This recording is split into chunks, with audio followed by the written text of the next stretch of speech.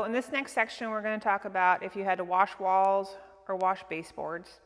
So again, the common problem with walls are that, again, if it's something that is at your shoulder level, between your shoulder and the waist level, it's really easy to do. You don't have to modify your posture at all. When it's something, below knee level or say above shoulder level, that's when people can get into more problems. So if I had to wash a wall that was above me, then I could use an object that had a wand on it. So again, if you guys go online and you type in ergonomic cleaning tools, there is a whole host of stuff that comes out that's amazing. It's wonderful. If you're on a budget, we're talking budget friendly here. But the concepts would all be the same. So the concept of a lot of the ergonomic stuff out there is they do have these, they're calling telescoping wands, right? So the wand extends for you depending on what you need.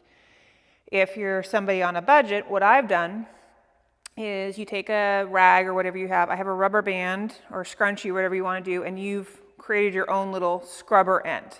And you have your own little stick. Now this could be, I'm using a dowel, but you could just take the end of a broomstick, end of a mop stick, whatever you want to do.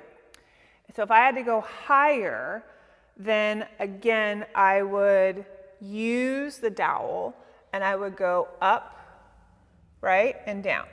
So again, what I would have to be careful of is my neck wants to follow where my eyes go. So it wants to do this, right? It wants to do this. And we have to train ourselves to try and be aware of when the hands go up, and of course the eyes want to track because they're trying to see to tell the hands where to go, that I would want to say, if I'm going to look up, can I appreciate as I look up that I want to press my chin up and press my neck and create a long neck.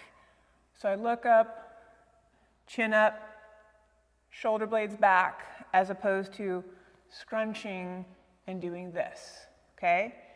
If you had a sensitivity in your neck, you could either use one hand on, again, depending on how dirty the wall was or how much force you felt you needed, but I could support my head so that as my head goes back, my hand is supporting the back of my neck so that I can go up, but the weight of my head does not put as much pressure on the posterior elements of my neck. If you needed two hands, then you could simply get like a cervical travel pillow, or you could wrap a towel and make your own little neck collar. And then you would just either, again, you could use a rubber band to keep it shut, or you could twist it and stuff it down the front of your shirt. But it's the same concept. So as I go up, if there was a cervical travel pillow or a towel, then the weight of my head could rest against that structure as my hands are doing things. And I still want to be aware to use my muscles inside the collar so they're not just resting on the collar.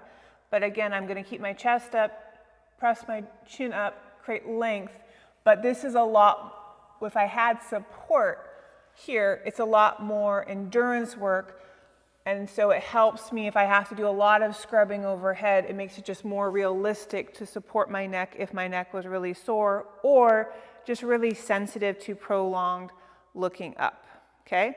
Now, if I have to go down, again, obviously the common pitfall is people want to side bend and flex as they go down to wash a wall.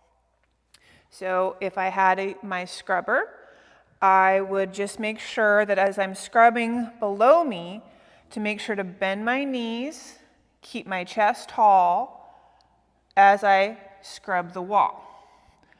And lastly, with both scenarios, the more I push into the wall, again, say there's a lot of dirt or there's a stain you're trying to get out, the more force I have to push into the wall again is going to want to push back, and that could create more shearing on my back and my neck.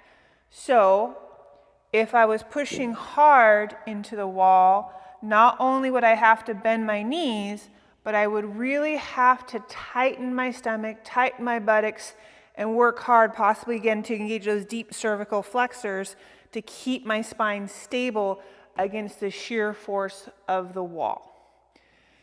If I wanted to clean the baseboards, again, I could take the same concept. So I'm not bending over and trying to clean the baseboards, and I could simply just run this along the baseboards, just making sure that my hand stayed next to my body so I'm not in danger of doing anything like this. If you felt that this was not sufficient enough and you needed to actually put more force into it, and this was awkward to try and do or get all the little nooks and crannies, then what you can do is you would try and use something like possibly a stool, or as I'll bring in a second, a rolling chair. Now, obviously there's nothing wrong with going down on your hands and knees to do any of this work. I would just make sure, again, I would keep my tummy muscles tight, tailbone up, so I'm not hunching while I'm doing this. And again, I'm gonna have to work on keeping my chin in so I don't do this. Now, some people's joints don't like being in this position too long, or maybe people have knee issues where they can't be in this position too long, which is why we're going to talk about using a stool or a rolling chair. So,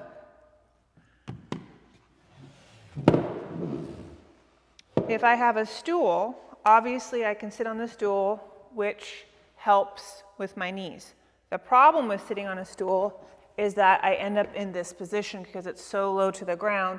So even though I'm trying to think about, oh, I'm not bending over when I'm standing, I'm still bending over enough when I'm sitting that my back over a period of time could get really sore with this. So I could modify by sitting and bringing one knee down, and this still lets me put the majority of the weight through my thighs and my pelvis, so I'm not on my knees. I would keep my arm on my thigh to give my back some support. And then again, I'm working hard on keeping my chest up as I pivot through my hip joints to wash the baseboard, okay? Now, and again, some of you might say, well, again, I can't even get down on the stool because I have arthritis in my hips, or my back still won't let me go that far forward. So then we could use something like a chair. Now, I would recommend, if you have a computer chair, to use a computer chair because it allows you to roll. And it's a lot easier than trying to pick up a chair and scooch it down the hallway. So I would still have to be careful about not bending over on the chair. I might need to go back to my little wand. But again, it might feel like it's a lot easier to get to some of these spaces because I'm a lot closer, so I can control the force better and really get into the baseboard. So I would still have to keep my chest up, tummy muscles tight, tailbone back as I do this. Or, again, I brought this little guy. It is a grout cleaner, which again, you could use obviously in your bathrooms, a lot easier, but it has different heads. And so if you're trying to go quicker, just so you don't have to spend as long in these positions, then again, you could take a different head and place it on your baseboard and gently scooch along to get the top of the baseboard. Depending on the speed that you have it on, obviously, because if you don't want to take off any paint, or you can have a different head. Again, a lot of the ergonomic tools that are out there that have telescoping handles also come with either just a stationary head, or some of the heads do rotate, but they have different pads on the end depending on how aggressive you need the scrubbing to be.